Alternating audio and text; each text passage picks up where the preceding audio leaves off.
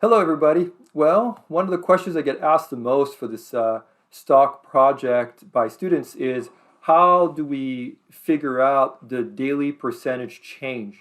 So I'm just creating this hopefully very brief video here to show you how to do that easily. So the first thing I'm going to do is once I've opened up finance.yahoo.com, I'm going to find my company. So over here, let's just use Microsoft. So here we go. Microsoft. Now, there's a couple ways of doing what I'm about to show you, but I'm going to hopefully show this to you the easiest way, right? So I'll just click on historical data right here and get straight to it.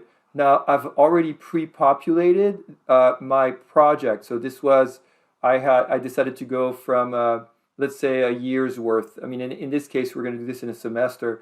So actually, maybe let's just do it right. So let's say that the class began, I don't know, end of the semester, right? So we started tracking stock, I don't know, August the 7th.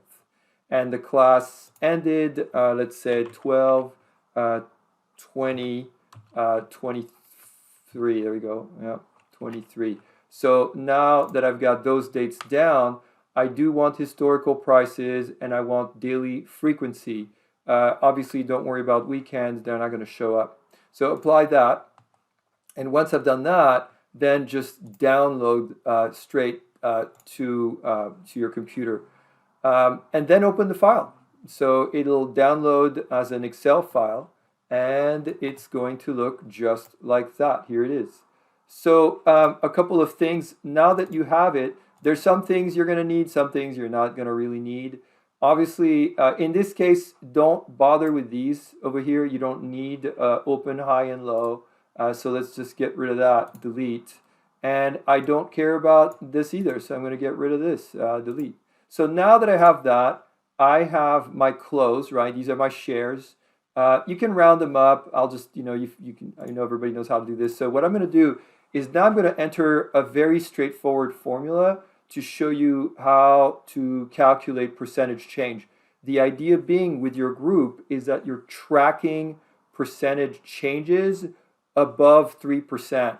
Now, some of you might do less than 3%. Some stocks barely move the needle, and maybe you decide to do 2%, but 3% is about right. And then it's your call. Like maybe there's so much movement that you decide we're really more interested in 5% movement. Why things have gone up and down 5%.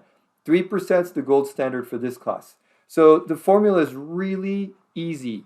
It goes like this. Today minus yesterday divide by yesterday. Very easy to remember. Your business majors, you probably want to know this very straightforward formula. Again, today minus yesterday divide by yesterday. So here's how it goes.